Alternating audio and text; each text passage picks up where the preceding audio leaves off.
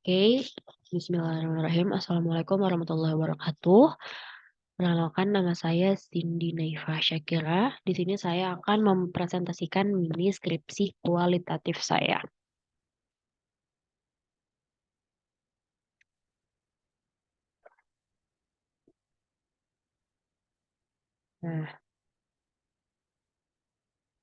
Nah, mini skripsi kualitatif saya ini berjudul Peran Media Sosial sebagai Pemenuhan Kebutuhan Informasi Diet atau Studi Deskriptif Kualitatif pada Instagram @biru Indonesia. Nah, eh, di sini kita akan menjelaskan satu persatu dimulai dari bab 1 sampai bab 3. Kita masuk ke pendahuluan. Lalu dimulai dari subbab latar belakang. Media sosial merupakan alat bertukar informasi yang paling mudah di zaman sekarang. Berbagai aktivitas di dunia maya kini praktis dilakukan karena memang aksesnya sama sekali tidak sulit ya.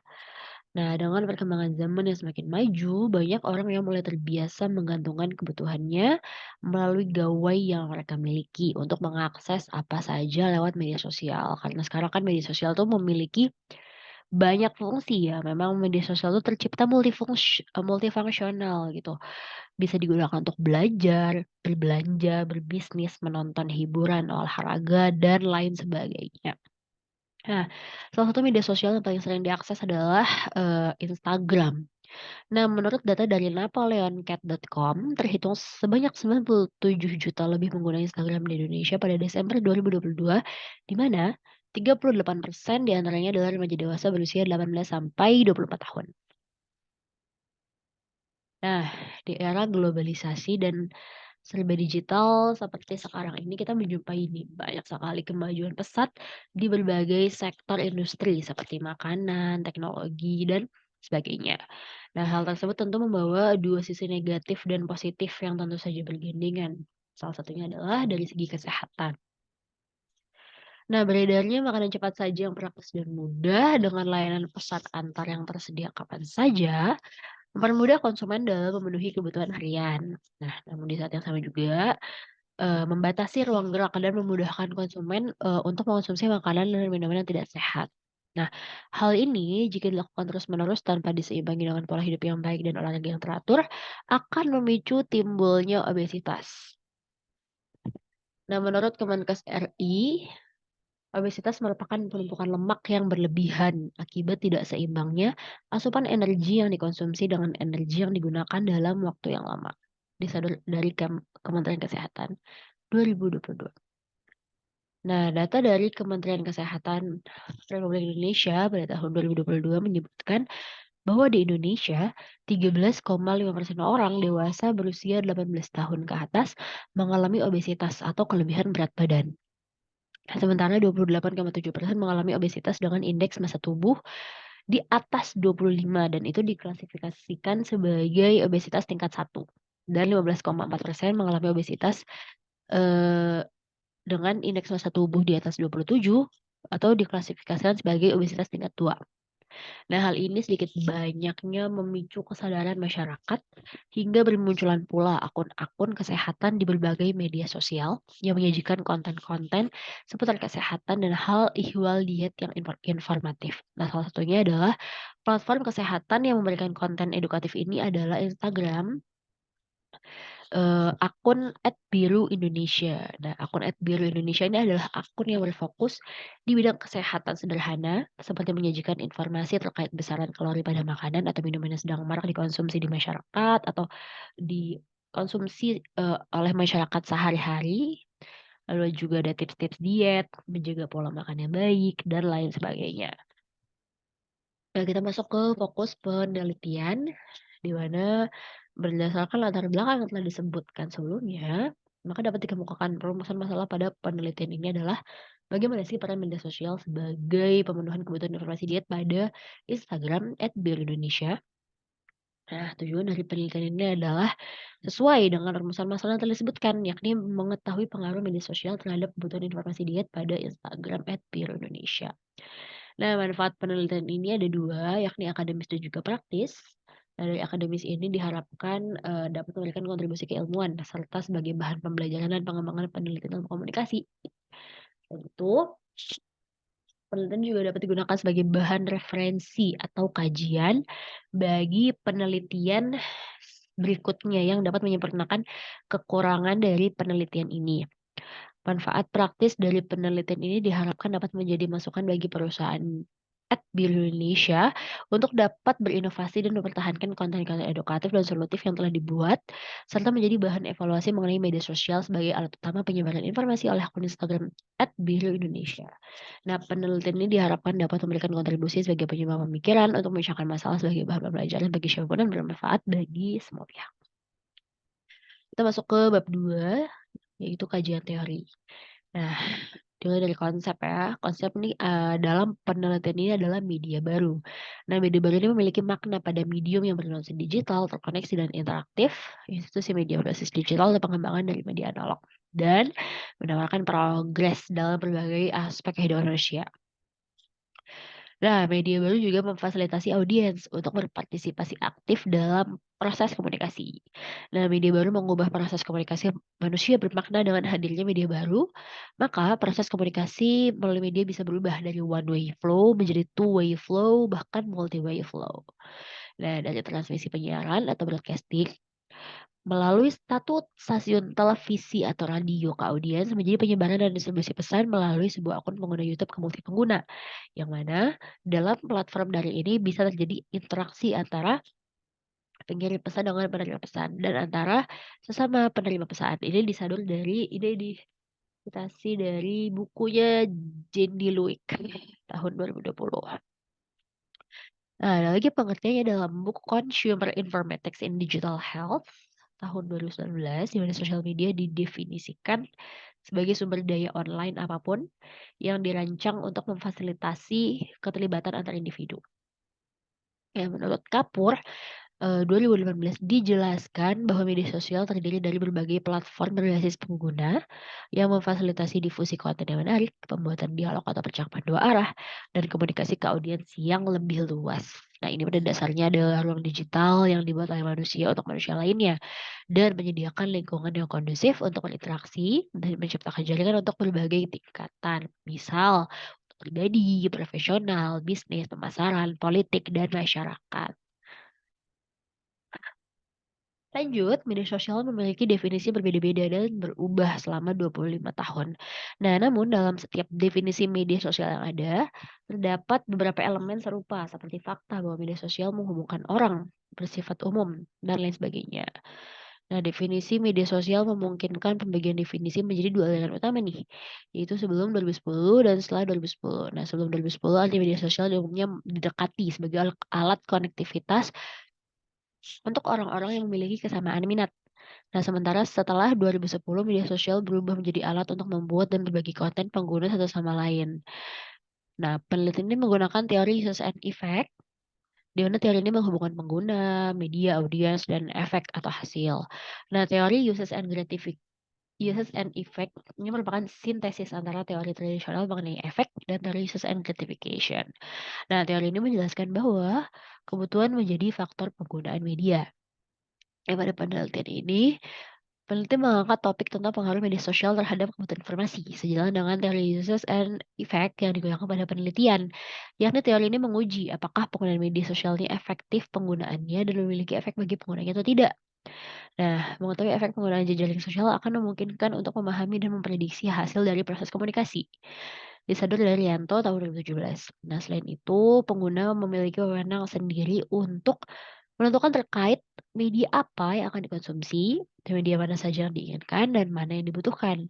Nah, implementasi dari teori cause and effect ini dalam penelitian ini dapat dilihat dari seseorang yang secara sengaja menekan tombol like pada postingan akun Instagram @biarindonesia, di mana hal itu menunjukkan bahwa seseorang ini memiliki tujuan tertentu yang mana apabila ditarik dalam satu garis kesimpulan akan menuju pada satu titik pemenuhan kebutuhan informasi. Lanjut, terkait review literatur. Oke. Di sini penelitian terdahulu yang pertama ditulis oleh Aziz Reza Randisa dan Yoga Andrian dari Universitas Utomo. dan juga Universitas Pendidikan Muhammadiyah Sorong, Papua, dengan judul Analisis Peran Media Sosial Twitter, Ruang Guru sebagai alternatif sarana pendidikan di Indonesia dalam perspektif pengguna aktif Twitter Ruang Guru melalui hashtag Ruang Guru. Nah, hasil pada penelitian ini menunjukkan bahwa tweets penggunaan hashtag Ruang Guru cenderung merespon positif aplikasi pendidikan tersebut karena adanya pembaharuan terhadap metode belajar yang diberikan karena berisikan informasi sebagai, alternatif pembelajaran dalam mendorong penyediaan sarana pendidikan di Indonesia.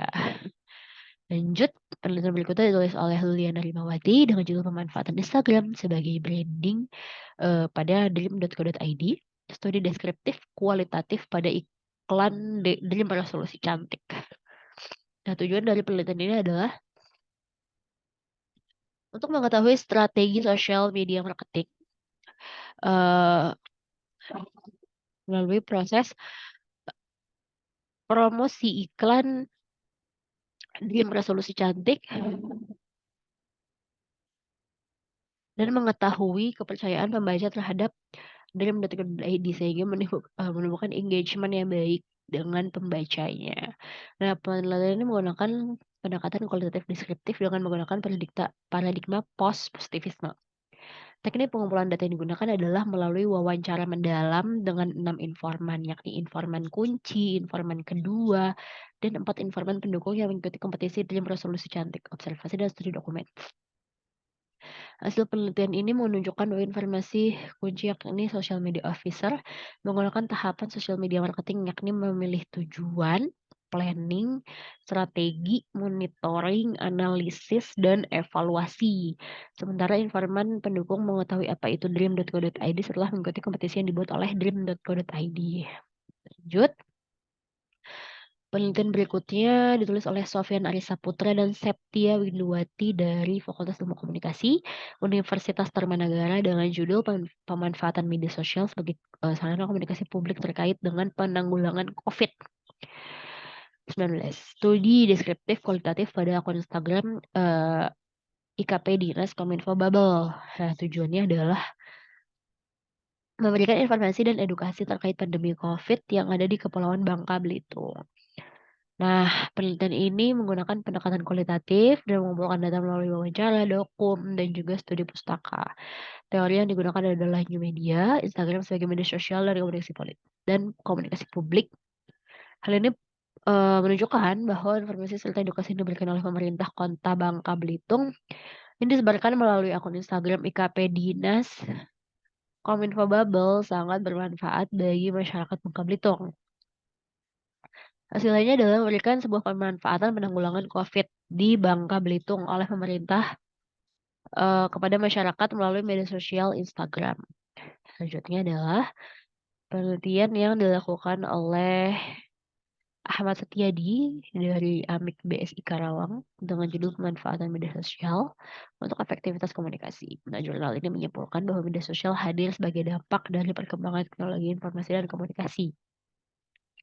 Di mana dampak tersebut, mmm terbawa dalam cara berkomunikasi di segala bidang, seperti komunikasi pemasaran, komunikasi politik, dan komunikasi dalam sistem pembelajaran. Nah, kehadiran media sosial ini ternyata membawa dampak perubahan cara berkomunikasi dan konvensional menjadi modern dan serba digital, serta membuat komunikasi menjadi lebih efektif. Selanjutnya adalah penelitian yang ditulis oleh Arsita Ayu Prahesti dari Prodi Ilmu Komunikasi Universitas Islam Kalimantan Muhammad Arsyad Al-Banjari Banjarmasin dengan judul pembuatan konten visual kreatif di Instagram. Itu studi deskriptif kualitatif pada akun Instagram @biskuitijo.id. Nah, metode ini menggunakan pendekatan kualitatif dengan jenis penelitian deskriptif analitis. Pengumpulan data dilakukan melalui wawancara dan penelusuran data online kepada 2 orang informan. Informan ditentukan menggunakan teknik deskriptif. Hasil penelitian menunjukkan proses pembuatan konten visual di Instagram ini Biskuit Kelapa Hijau menggunakan admin dan desainer grafis yang berperan sebagai komunikator. Pesan yang disampaikan berisi USP sebagai kunci utama dari kampanye iklan yang ditujukan kepada halayak. Nah, Nissin Biskuit Kelapa Ijo ini memanfaatkan fitur-fitur di media sosial Instagram untuk menyampaikan pesan dari perusahaan kepada audiens guna mendapatkan feedback. Nah, penelitian berikutnya ditulis oleh A.A. Manik Pratiwi dengan judul Peran Media Sosial dalam Meningkatkan Penjualan Online Saat Pandemi COVID-19. Nah, penelitian ini bertujuan untuk apa? Yaitu untuk mengetahui peran media sosial dalam meningkatkan penjualan online saat pandemi COVID. Nah, penelitian ini mengambil lokasi di kota Denpasar, Bali, di mana informan dimintai keterangan adalah para pekerja pariwisata yang terpaksa dirumahkan dan beralih profesi menjadi pedagang online. Analisis yang digunakan adalah analisis tematik. Temuan utama penelitian menunjukkan bahwa media sosial sangat berperan dalam meningkatkan penjualan online saat pandemi COVID. Media sosial yang digunakan itu Facebook, Instagram, Twitter, Line, dan WhatsApp. Dan masing-masing media sosial tersebut memasarkan produk dengan fungsi yang berbeda-beda.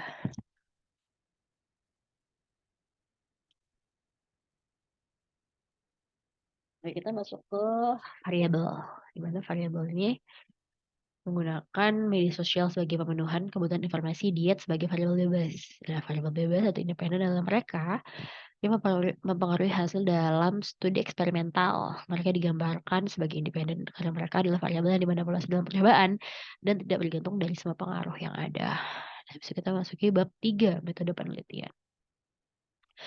Paradigma yang digunakan dalam penelitian ini adalah paradigma interpretatif. Nah, pendekatan interpretatif berangkat dari upaya untuk mencari penjelasan tentang peristiwa sosial atau budaya yang didasari oleh perspektif dan pengalaman orang yang diteliti.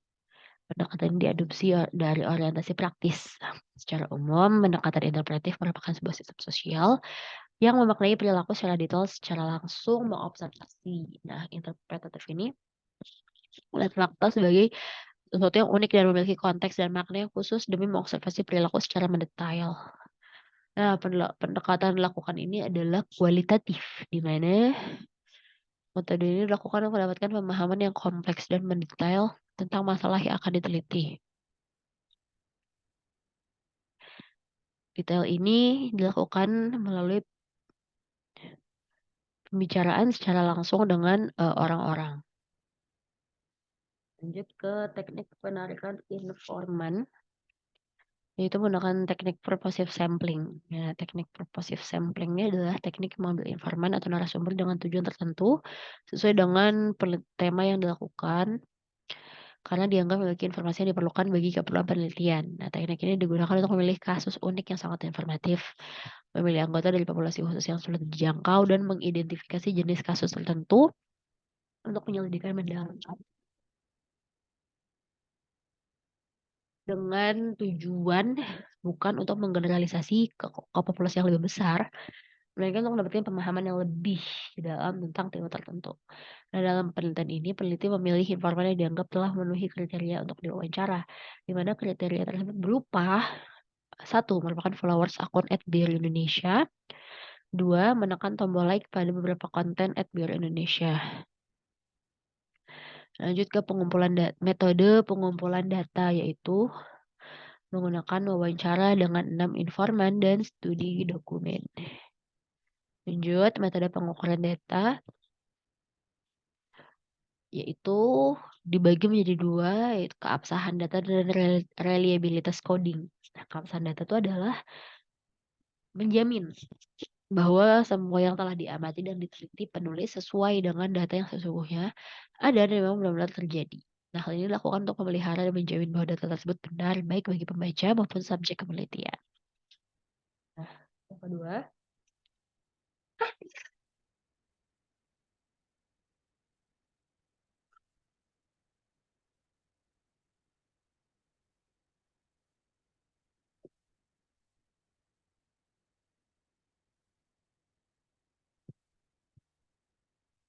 adalah reliabilitas coding. Nah, reliabilitas dalam penelitian kualitatif adalah sejauh mana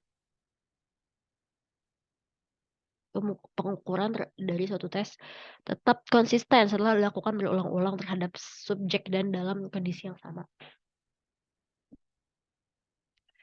Lalu masuk ke metode analisis data, yaitu analisis data dalam penelitian kualitatif merupakan proses pelacakan dan pengaturan serta secara sistematis catatan lapangan yang telah diperoleh dari wawancara, observasi, serta bahan lain agar peneliti dapat melaporkan hasil penelitian.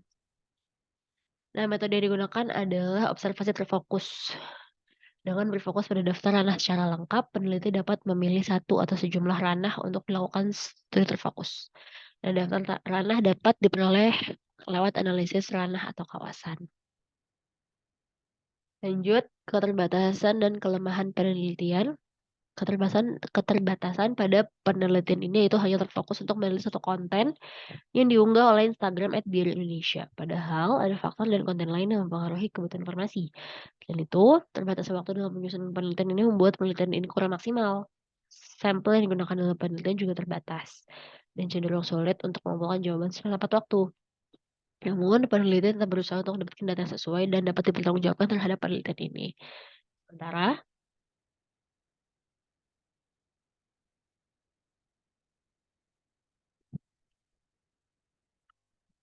kelemahan pada penelitian ini itu hasil penelitian ini tidak dapat digunakan pada konten lainnya. Mengingat berbedanya insight yang ada pada setiap postingan. Dan ini adalah daftar pustaka dari penelitian yang dilakukan. Oke. Nah, ini itu adalah mini skripsi kualitatif yang saya buat dari bab 1 sampai bab 3. Semoga penjelasan saya mudah dipahami oleh teman-teman sekalian. Terima kasih telah menyimak. Atas perhatiannya saya ucapkan terima kasih. Wassalamualaikum warahmatullahi wabarakatuh.